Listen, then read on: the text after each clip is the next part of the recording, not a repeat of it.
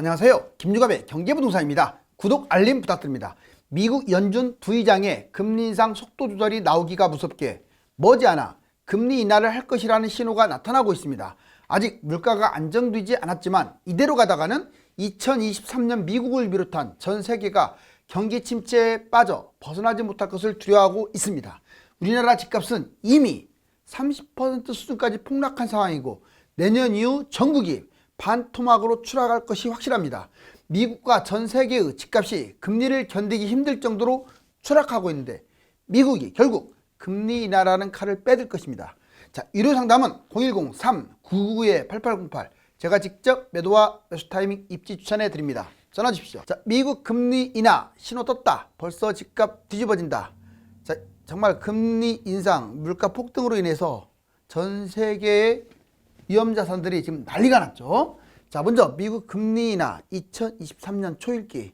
원래는 이제 내년 상반기 정도에서 4.5, 많게는 5%까지 찍고 내려갈 것으로 보였는데, 자, 연준 부의장 금리 인상 속도 곧 느려질 것이다. 더 할 일이 많다. 쉽게 말해서 경기 침체에 대비하겠다 이 말이에요. 자, 미국 금리 인하 가능성은 생각보다 높습니다. 자, 경기 침체, 성장률 하락. 그러니까 경기 침체에 빠져버리게 되면 미국이 성장률이 하락하고 중국과의 경쟁에서 뒤처질 수도 있어요. 그리고 주택가격이 무진장이 급락을 하는 상황에서 잘못했다가는 제2의 서프라이 모기지론의 어떤 사태, 이게 터질 수가 있어요.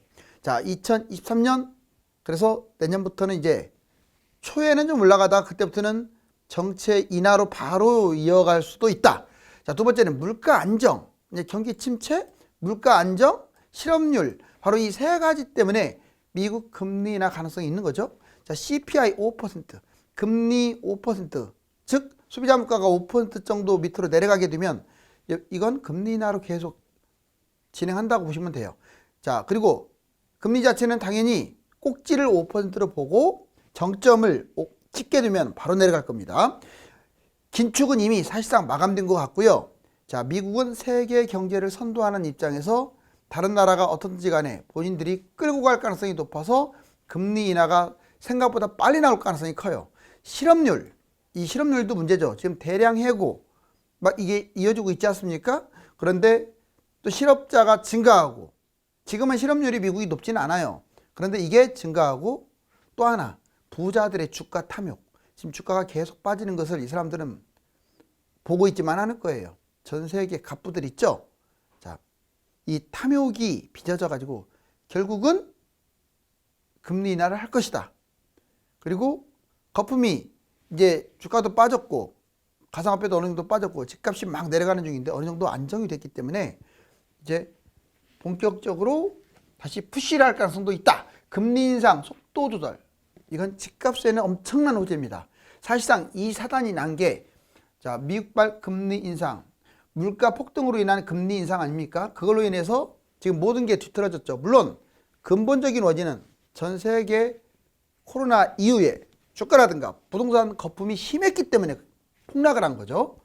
그렇지만 자, 분명한 것은 집값에 큰 호재가 될 텐데, 자, 금리 인상 속도 조절, 집값 호재. 미국 소비가 지금 위축되고 물가는 서서히 지금 내려가고 있는 상황이고, 금리 인상에 아마 속도 조절한다라고 아까 부의장도 얘기했고, 집값 하락. 자, 지금 5개월 동안 미국이 마이너스 20% 하락, 모기지 7포인트까지 이런 식으로 급락을 하다 보면은 나중에 가계부채발 또 문제가 생길 수가 있어요. 자, 경기 침체, 미국 경기 침체, 이거는 곧 중국과의 이제 패권 싸움에서 문제가 발생할 수 있겠죠. 또 기업 실적 악화, 이거를 계속 두고만 볼 수는 없습니다. 우리나라 입장에서 본다면 미국 금리에 맞춰서 속도 조절할 거예요. 미국 금리와 연동한다는 뜻이죠. 채권 시장 또 상당히 이제 아직 위기가 수면 위로 가라앉은 상태가 아닙니다. 레고랜드발 자금 경색은 계속 이어질 가능성이 커요. 세계 경제 환경, 주요국의 금리, 그리고 경기 상황, 이거에 따라서 경제 환경이 완전히 이제 우리나라도 바뀌어질 가능성이 커요. 자, 주요 자산, 집값, 급락세가 지금 다소 진정되었습니다. 그렇죠? 그렇지만 이 급락세 진정, 상대적으로 주가는 진정돼 있지만 집값은 더 커지고 있죠. 대세하락은 계속 이어지고 있어요. 주가 암호화폐 금리 조절 기간 상승 전환할 수도 있습니다. 이게 선행지수예요. 얘들이 뛰면 집값도 따라가요. 환율 지금 거의 1400 중반까지 갔다가 1300대로 지금 안정. 그렇지만 아직은 안심은 못해요. 지금 미국 의장, 부의장, 연준 의장, 부의장이 맨날 말 바꾸기 선수들이거든요.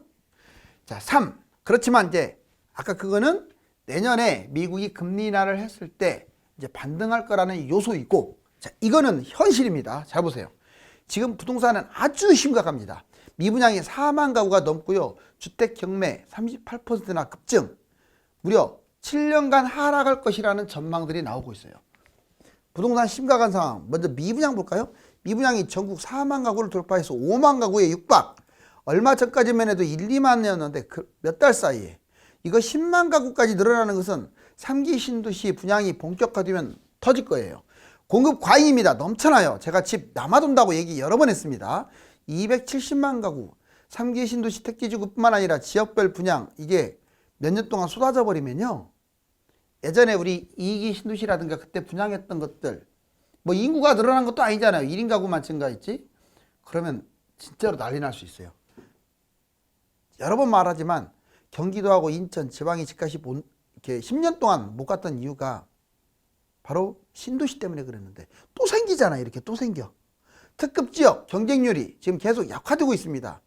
아니 세상에 예전 같으면 이유야 어떻든 간에 춘천주공 그 대박짜리 아닙니까? 아마 70점도 떨어질 거예요. 예전 같았으면. 또 거기만이 아니라 주로 이제 뉴타운이라든가 재건축 이런 것들 그냥 엄청나게 경쟁률이 세야 정상입니다. 왜? 이미 분양가의 거의 더블 가까이가 예전에 조합원 가격이었잖아요.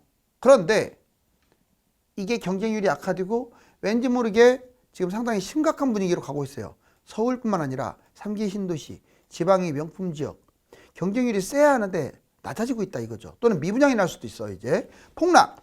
현재 실거래가가요. 놀라지 마세요. 전국 기준으로 30%. 실질적으로는 30% 폭락. 세종 대구는요. 40%. 아 거의 반토막 다 왔어요. 이제. 거래도 안 됩니다. 또 이것도. 그러면 내년 정도 1년 정도 더 빠지면 어떤 일이 벌어지느냐. 볼 것 없습니다. 수도권 50%, 지방 50%예요. 그렇다고 모든 매물이 50% 떨어졌다는 건 아니고 거래는 그런 것만 돼요.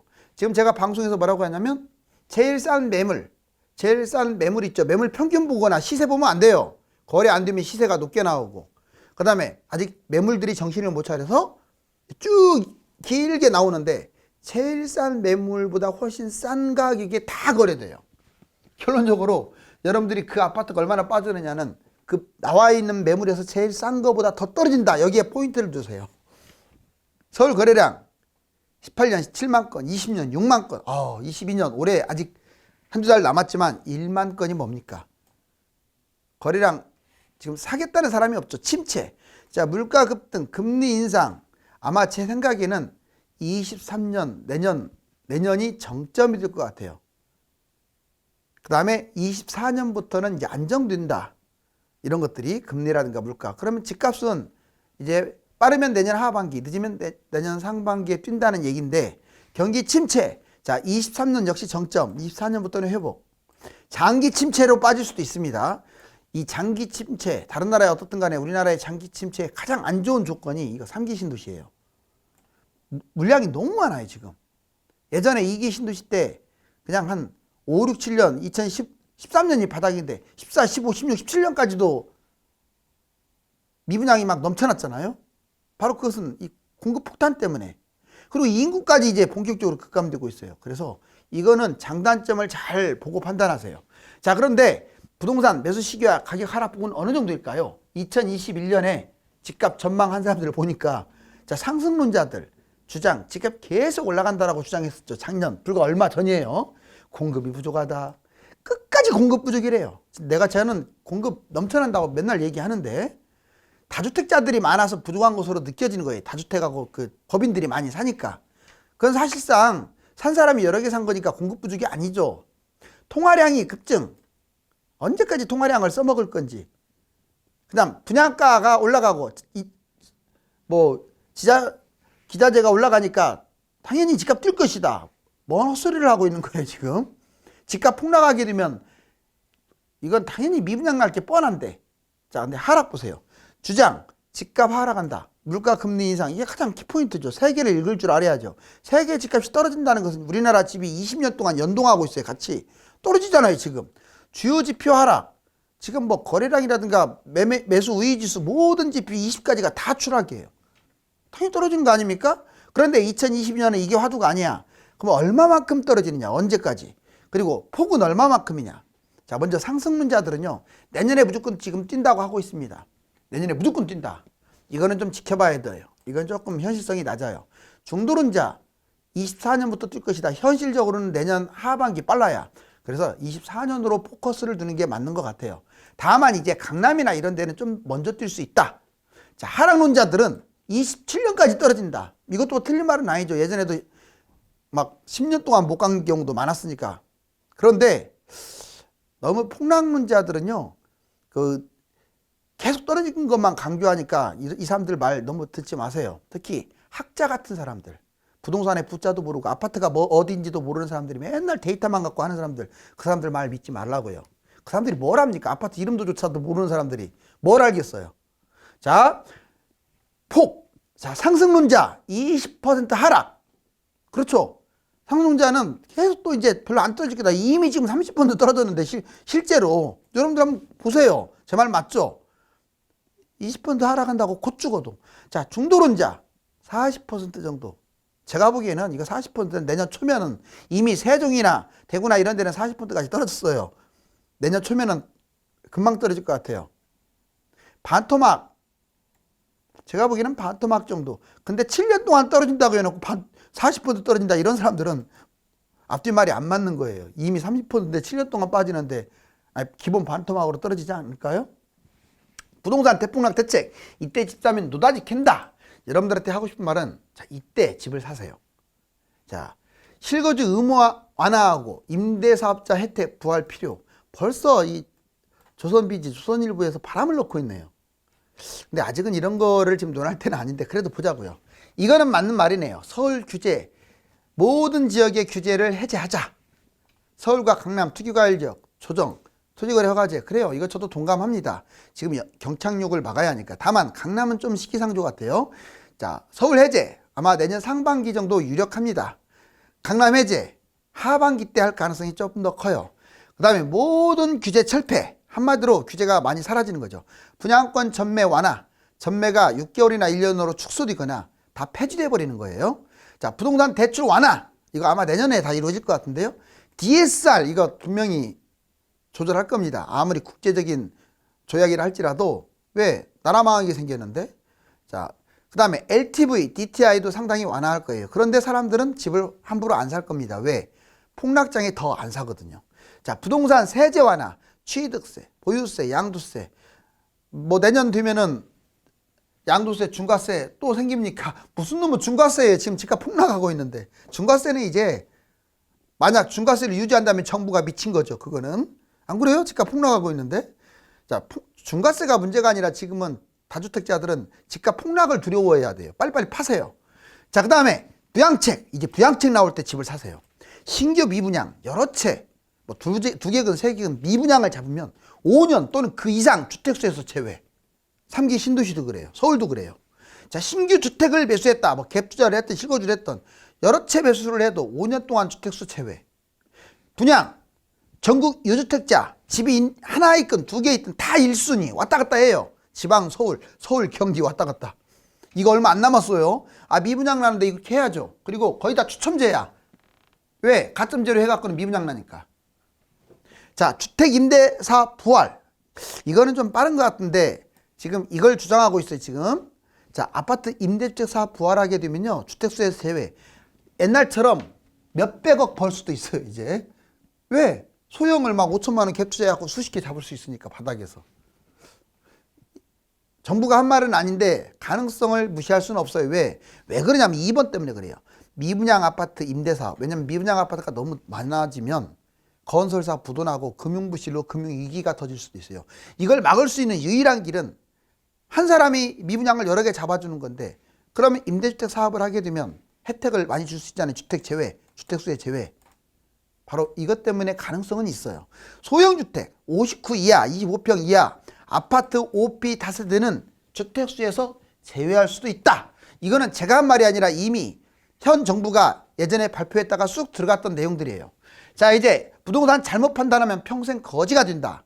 전 세계 도미노 집값 하락하고 고금리 실업까지 엎친 데 덮친 격인데, 자, 여러분들이 잘 착각하는 거 잘 들으세요. 급매라고 지금 착각하는 거. 안 떨어졌다. 거래 안 돼서 신고가 매물도 없게 나와 있으니까 안 떨어졌다. 이렇게 말하는 사람들은 진짜 게으른 사람들이에요. 알았어요? 제가 금방 얘기했잖아요. 제일 싼 매물보다 한참 낮은 게 진짜 매물이라고. 안 떨어진 게 아니라 아파트가 후져가지고 거래가 안 된 거예요. 자, 등록 안 된 매물 거래. 최저 매물가보다 낮은 매물 거래로 지금 거래가 된다고 했잖아요. 가장 싼 매물보다 더 싼 걸로 거래된다.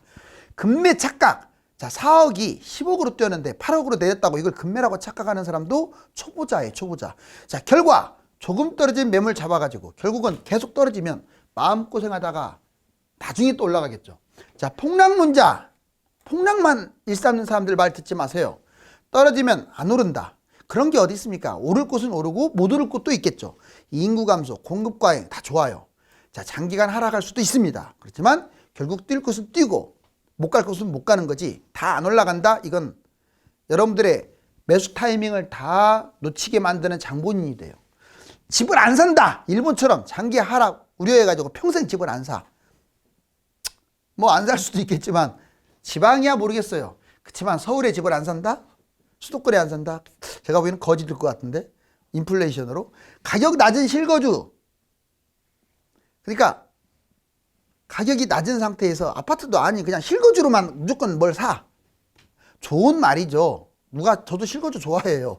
근데 실거주 타령하는 사람 치고 자, 가난하지 않은 사람 없어요. 다시 말하지만 우리는 부동산을 투기로 접근하고 싶지 않아도 자본주의에 살고 있는 이상 어느 나라든 부동산은 투기의 대상이라는 걸 잊지 마세요. 알았어요? 투기든 투자의 대상 맞아요. 폭락 우려, 빌라, 시골집 매입해가지고 가난해지죠. 결과 무주택으로 살거나 실거주 저가 매입을 하게 되면 평생 땅을 치고 후회하겠죠. 자, 내 집이 최고다. 부동산은 투기다. 이렇게 인식하는 사람들. 부동산은 자본주의 최고 투자 대상이지 투기라고 너무 막 몰아세울 필요는 없죠. 실거주 내 집이 최고, 내가 사는 집이 최고, 평생 살아가는 사람들, 강남을 제외하고는 다 후회하겠죠. 자, 직장 근처에 내 집 마련 좀 확대시키세요. 딱 거기만 게을러가지고 거기만 딱 집 잡으려고 하지 말고 직장 근처로 실거주 목적 매입한 사람도 별로 좋지가 않아요. 좀 확대시키라고요. 결과 부동산을 투기로 인식하고 실거주로 접근하면 가난해진다. 자, 지금은 매매가와 전세가 동반 하락, 대폭락. 이거 보실래요? 지금 매매가, 전세가가 공이 올라갈 때가 2014년부터 2020한 1년까지는 계속 둘 다 쪘어요. 매매가 상승, 전세가 상승. 회복기라든가 상승기 때 이런 모습 보이면요. 이 상투만 아니면 무조건 잡아야 돼요. 지속적으로 올라간다는 뜻이에요. 그 다음 두 번째. 매매가는 뛰는데 전세가는 횡보. 자, 결국은 매매가가 뛰다가 전세가가 따라가게 돼요. 회복기 때, 상승기 때 흐름 이거하고 거의 비슷한 거예요. 신도시 물량으로 많아가지고 전세가는 낮지만 매매가는 뛰는데 결국 전세가가 나중에 따라갑니다. 이때는 매수 타이밍인 거예요. 그런데 이번에 매매가와 전세가가 횡보를 하면 두 가지 답이 있어요. 자, 매매가, 전세가 보합. 꼭지에서는 이렇게 막 올라가다가 둘 다 횡보. 그럼 하락의 모습이에요, 이건. 꼭지장은 하락 직전. 불과 작년 1년 전에 집값 떨어지기 전에 이 모습이었어요. 그 다음에 바닥장에서는 상승 모습. 뭔 말이냐.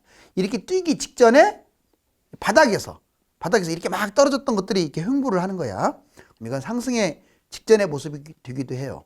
꼭지장은 하락 직전, 바닥장은 상승 직전. 이번엔 매매가, 전세가 이렇게 다 하락한다. 이거 전세가에 잘못 썼네요. 자, 매매가 하락, 전세가 하락은 이건 폭락한다는 뜻이 지금 이 모습이잖아요. 다음 달 올라가겠지. 이렇게 막연하게 생각하지 마세요. 이건 한참 떨어져요. 하락기, 급락기 흐름, 지속적으로 하락. 얘하고 반대잖아요. 자, 이번에는 매매가, 전세가 하락 길수록 낙폭이 커지는데 여기 보실래요? 자, 이게 빨갛게 해놓은 게 상승장이에요.